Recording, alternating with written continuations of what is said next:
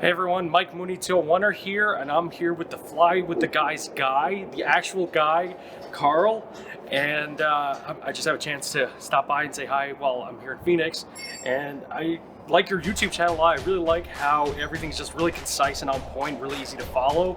My wife particularly enjoys it. She says that you explain stuff better than I do. So what I'm curious about is, how do you form a successful aviation YouTube channel, and how do you get your thoughts across clearly about aviation topics? First off, research. Know what you're talking about. I'm not saying that you don't with your wife. It's that conciseness comes from it, because in aviation we tend to beat topics with like a dead horse. You know, there's no point in doing it. But finding interesting and creative ways to be able to explain stuff is what really helped me grow and wanted me to do it more, because I want to be able to share aviation wherever I can, which is how I end every single video. And to keep people coming back for more and understanding, you need to be able to explain in a short, concise, and creative way. And so that's really why I do what I do. It's fun. And what about for people who want to make a YouTube channel about their aviation? They're a student pilot, a private pilot, they like to fly, and they want to do a little bit of stuff. What's the best way to get started, and what's it all about? To get started, I would say just start recording and start making videos. YouTube is a monster. I mean, that's an understatement. So just getting started making videos and finding who you are and how you want to do things. And you will find an audience for people that like that type of stuff. So get recording. You don't need a GoPro. You can do it with your camera, because realize you don't need to record a whole flight to make a video about flying. People's attention spans are, what, 5-6 minutes long? So just enough footage to be able to put something together. I mean, it can happen very easily on a cell phone. Oh, and Carl, what's your favorite plane to fly lately? Favorite plane to fly lately? Oh, I've been in quite a few recently. I've been doing a lot in a Remos GX, a very slow airplane. Actually, it's about as fast as this. It's about as fast as Cessna right now. But I think I like the Remos right now, simply because it's a technically advanced aircraft. There's a lot of bells and whistles inside of it that make flying super easy, so I can sit back and actually look out the window and enjoy the sights. But you're not getting to look out the window much lately, are you? No. Well, I mean, sometimes. Most of the time, I can't see anything but the panel. Why is that? I'm doing instrument rating stuff. It's depressing. I've been flying all over southern Phoenix and I have no idea what it looks like. So speaking of instrument training, how's that coming along? What are the challenges, and what helps you get through it? What's helping me get through it right now is I actually like procedures. I like precision. So it goes hand in hand with what I like to do. So I'm really enjoying it from that aspect, but also feeling more safe inside of the aircraft. Utilizing those systems, and the autopilot is really nice. And I'm about 80% there right now. We're just checking the boxes right now, and I've got to, of course, take the written, and then it's going to go to check ride. I'm trying to push those two things right up against each other so I don't have to do a lot of restudying. What's the easiest part about the instrument stuff? The easiest part about the instrument stuff?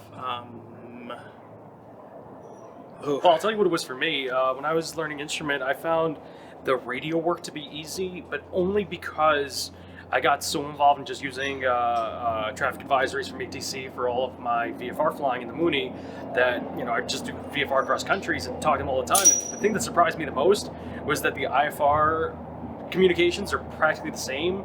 And I've been listening to them all the time by being on advisories. I didn't even know that half the planes were IFR that I was hearing, but It was just the lingo I was in the mix. And then secondarily, other than a few things like copying your clearance, most of it's kind of just like turn this way, turn that way, climb to this, descend to that. It's not really that tricky. I think it's harder the first time around. Well, I would dare say that the easiest part is learning the plates and the flights, and all that stuff's really easy. The rules and regulations around everything that starts to become more daunting. I think the easiest part about learning how to do it is just the autopilot. Once you get a good autopilot inside an airplane is doing a lot of these things for you, alleviates that workload of the instruments stuff that you're working on, and allows you to think ahead of the plane and do the next thing that you need to do. So that's the easiest part. I know it sounds really weird, but I like autopilots. Actually, I might have a suggestion for you while you're doing your instrument training. One of the things that I would do when I would get overwhelmed, actually I still do this as an instrument pilot, when I'm in the actual, and I'm getting overwhelmed and it's getting hard, there's a lot going on, ATC changes the approach to a different one than you had briefed. You're a minute away from the fix. You need to get your plates out. You need to rebrief a new thing. Everything's kind of coming at you real fast. And I mean, I'm flying a Mooney, so it's coming real fast. The Remos GX likes a 100-knot plane, so. Well, even then, but here's my advice: is slow down. There's no reason. Oh, don't worry, it's already slow. That's the point I was making. It's like you said, you're like a couple minutes. Well, trust me, it's like 20 minutes for me.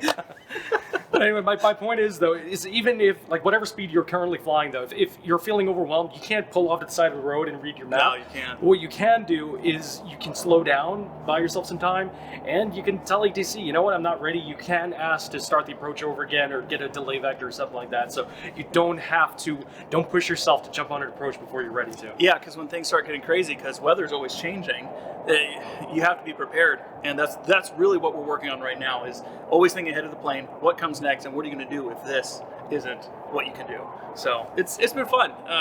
Been throwing a lot of curveballs recently, but Monday, from when this is being shot, so a couple days from now, I'm going to be doing that next. What is it? 250 nautical mile cross country, all under IFR, going like 95 knots the whole time. It's going to be. Oh, that's going to take a while, but Yeah. at least you're going to build some time while you're at it. That's true. You're going to get more time than if you were in a faster airplane. So doing your instrument training in a slower airplane might make sense. But at the same time, it does, because like really does give you time to think, to brief again, to go through stuff again, and to make sure that you are prepared and ready to execute that thing. But when you're in a Mooney or something else that's much faster, you better be ready.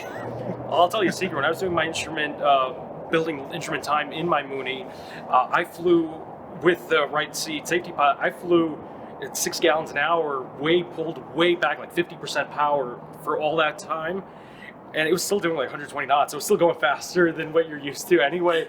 But it helped me build more time and stretch the fuel to go longer. So we would go fly 2 hours to Maine and eat some lobster for lunch and fly back 4 hours in a pop in a day, and you build it up pretty quick. Yeah. And you get to cover a lot of miles and see some stuff while you're at it too. Man, and that's one of the things I do like is being able to go flying up north and seeing a lot of beautiful things. And again, I don't get to do that during instrument rating. So this morning I actually took this guy out and just went and flew over the Lake Pleasant. Had a really good time. It was beautiful, and that's a recreational flying and sightseeing. That's really what I like to do. So. All right, well, thanks so much. That was Carl from Fly With The Guys. Check out his channel, Mike Mooney Tow Hunter. Passionate about flying Moonies, and if you want to learn more about aviation in general, check out Fly With The Guys. Thanks for watching. Thanks, guys.